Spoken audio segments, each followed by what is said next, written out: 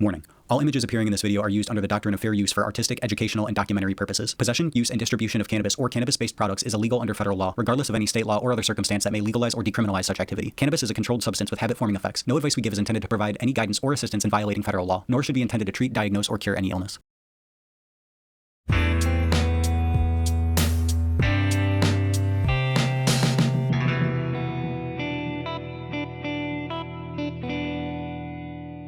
Welcome back to the Ohio Grassmen Show, your number one stop for cannabis education and culture. Today, we're going to be learning about Purple Haze. The Purple Haze. March 17th, 1967. The UK experiences Purple Haze by Jimi Hendrix. The song was just recorded a couple months earlier, putting together lyrics and ideas formed in a dream by the legendary guitarist. Mind you, it is not about the strain, nor necessarily a psychedelic experience, but instead, a dream. Mr. Hendrix described himself as a dreamer, and he showed frustration about a story in a magazine that was a condensed, shortened version of a science fiction novel that he really enjoyed. That novel was Night of Light by Philip Jose Farmer. In the novel, there is a cosmic event that happens for a couple of weeks every so often to this planet, where reality is shifted. Jimi Hendrix dreamt of being there and translated it deep into his lyrics. Supposedly, things get a bit hazy here, but notably accepted is that the refiners of the Haze line of cultivars were the Haze brothers. Go figure. The brothers, R. Haze and J. Haze, had gotten a hold of a variety of seeds and wanted to create something.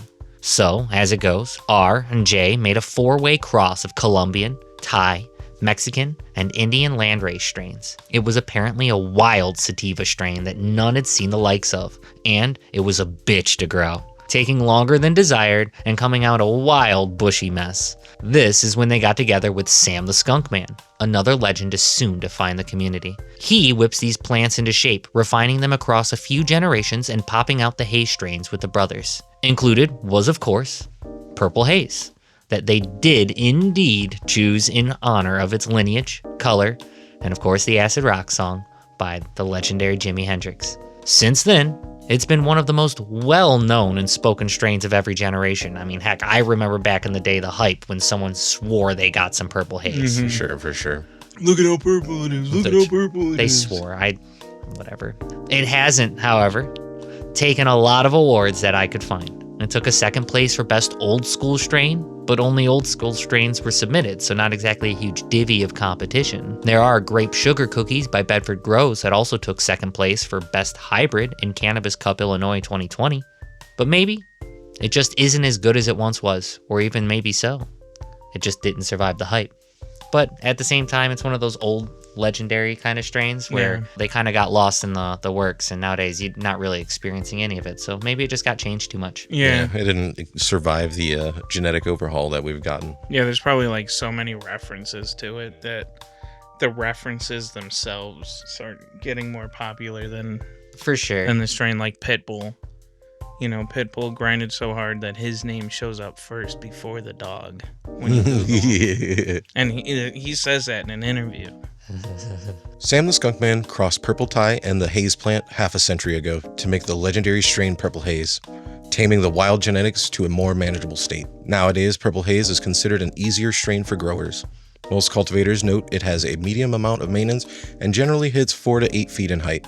This is considered the average range for most sativa-leaning plants. Purple Haze performs well both indoor and outdoor, and sees yields as big as 19 ounces per square meter when done indoors, while a solid 14 ounces per plant with outdoor cultivation. When keeping them outdoors, you should tend them in warm, sunny, and Mediterranean-like climates. Otherwise, you'll want to do a good hydro setup indoors. Regardless of your setup, Purple Haze craves to be in quality soil. You'll want high nitrogen ratios early in vegetative states, then a swap to a boost in phosphorus and potassium during the blooming stages. Careful for over-fertilization though, as Purple Haze has sensitivity to salt buildup. Good soil drainage can help with this issue. They generally flower in 7 to 9 weeks indoor, and for you outdoor growers at the start of October. It's been said giving a cold shock to your plants right before harvest can cause them to build deeper purple-colored buds. Fun fact, anthocyanins are what makes the weed turn purple. It's in things like blueberries as well. As green chlorophyll production slows down, plants with high anthocyanins counts will begin to darken and turn that gorgeous purple that we know and love. Once you've reaped what you've sown, you'll get gorgeous resin-coated buds with violet sugar-coated leaves. The white haze decorates a deep purple and mint green pepper-shaped cola. Your nose will be refreshed with a scent profile described as herbal and berry-like with notes of woody, dank tartness. An earthy spiciness becomes the leader in aroma once Purple Haze is broken up. The flavors that accompany consumption include that spicy berry as mentioned earlier, along with a strong floral piney exhale. Typical Purple Haze has a THC level ranging from 14 to 19%. CBD and CBG as high as 1%, and a diverse terpene profile usually consisting of myrcene for a quick, heavy onset and natural sedative effects.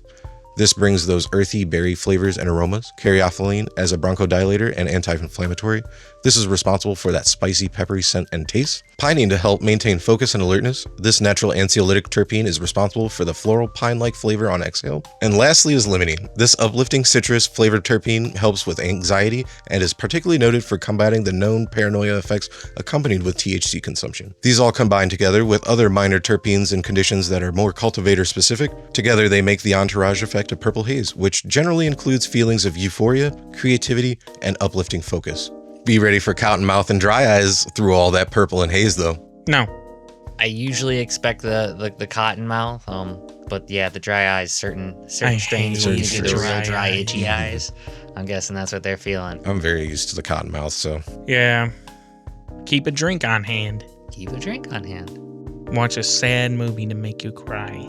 Don't do that. Do it. It's funny. It's funny when I you mean, do if you that. need the cathartic release, maybe, but don't do that. Obviously, cannabis culture has been overwhelmingly influenced by Purple Haze. And in fact, it's thanks to Jimi Hendrix for writing his song. With all that in mind, we checked out all of the Purple Haze songs. Surprisingly, not as many of them are covers of the legendary original song.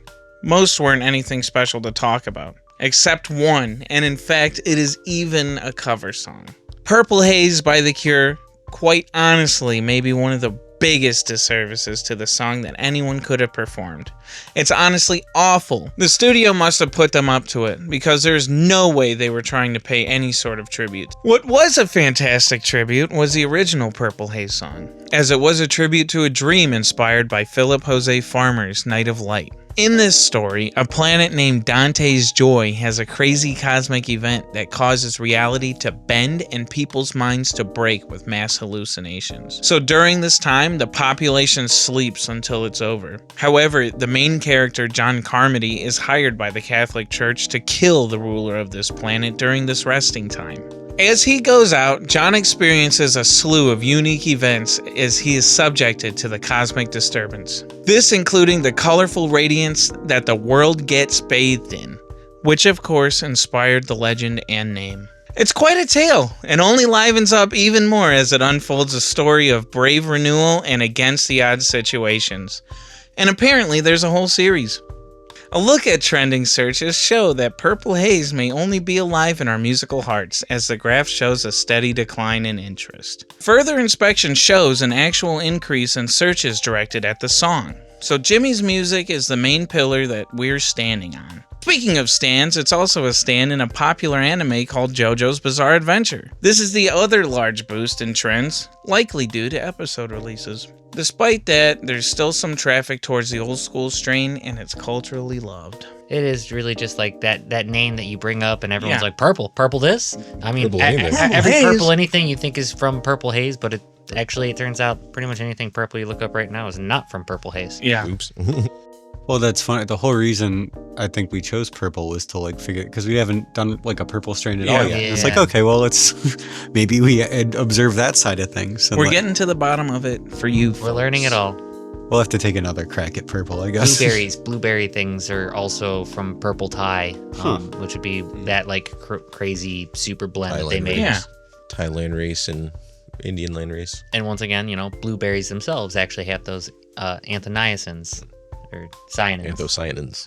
Anthocyanins. So like all the other purple strains, like I don't know, Purple Urkel. Purple Urkel is not. Trust me, I know. Purple Urkel. That's why I'm asking. I'm curious. It's not from Purple Haze. It's from some other purple strain. I think it might actually be like a super cross between a bunch of blueberries. Okay, There's got some you. sort of weird blueberry. Interesting. Like, blueberries seem to have really knocked out a lot of that. I'm assuming once again, as we heard earlier, this Purple Haze and just the original Haze stuff they were working with was wild and Super hard to work difficult. with. hard to Yeah. work. So- Sam the Skunkman says it was difficult to tame. He words it like Interesting. like it was like a wild animal that he had to like calm down and get relaxed, you know. More of a novelty then, I guess. Yeah. Than, Yeah, exactly. And with novelty ideas too, that John Carmody stuff's really cool too. If you actually have a really interest inside of like old school sci-fi, like that's like a really fun one. Yeah. yeah, it sounds like pulpy. You know Like, what I mean? So he's like on the run from something, from what I was understanding too. Is like, so he's like a former criminal and then pretends to like sign up with the Catholic Church and like, well, actually we know who you are and we think that none of us are able to like go through with just like murdering someone in their sleep, but also like the universe will be like irrevocably destroyed if we don't like Someone's got to take do care. It. Yeah. Well, so there's like two kings of the planet that goes through this thing, and like one's a really beautiful benevolent king, and then the other one's the dark evil king. And when this like incident happens, he comes out and he does a bunch of bad stuff too. And they're like, we're gonna have you kill the king, so there's no ruler at all. In his sleep during this time frame. Reset. And that's what he's supposed to do because everybody else goes to sleep so they don't experience the hallucinations. But when he goes out, supposedly, I didn't get to read the book, I only got to skim the it, synopsis or whatever. But, Loki sounds like an acid-induced D&D campaign. it sounds pretty cool. Yeah. But the whole thing is afterwards he like becomes one with God and goes on like this like universe like he like Right. becomes like Catholic and like goes on like this universe crusade to like get rid of all these like It's all dark Evangelion spirits at and the stuff. end. Yeah, well Phillips, yeah. John Jose Phillips. Is Farmer in the name? Jose Farmers. Philip Jose Farmer. Sorry, I'm terrible with names. He is. He still doesn't know my name. I do, but if you could. Come on, what's his name? If we Yeah, could, what is it, dude? If we could do the introductions again real quick, let's get that this one. And I Who we don't know who we are this one. That's Julian. Yeah, I'm Julian. Yep. Duh. feel like that is one of the names that we've been using. Hey guys, I'm Julian. That's my impression of him. What's that one word you always say, Julian? All right, that wraps up our sesh for today. We want to thank all you guys for kicking back with us for this episode. And tune in next Friday at 4:20 for our podcast where we'll try to strain ourselves and give you a review. If you like what we're doing, please check out our socials. You can find our episodes on YouTube and Spotify. And on our Twitter and Instagram, you can find photographs and everything else we review, as well as we keep you up to date on the cannabis community. If you really like what we're doing, you can become a patron. Gain access to bonus and uncensored content for just $4.20. We'll see you at the next sesh. That's the weed number. We love you. Warning. All images appearing in this video are used under the doctrine of fair use for artistic, educational, and documentary purposes. Possession, use, and distribution of cannabis or cannabis-based products is illegal under federal law, regardless of any state law or other circumstance that may legalize or decriminalize such activity. Cannabis is a controlled substance with habit-forming effects. No advice we give is intended to provide any guidance or assistance in violating federal law, nor should be intended to treat, diagnose, or cure any illness.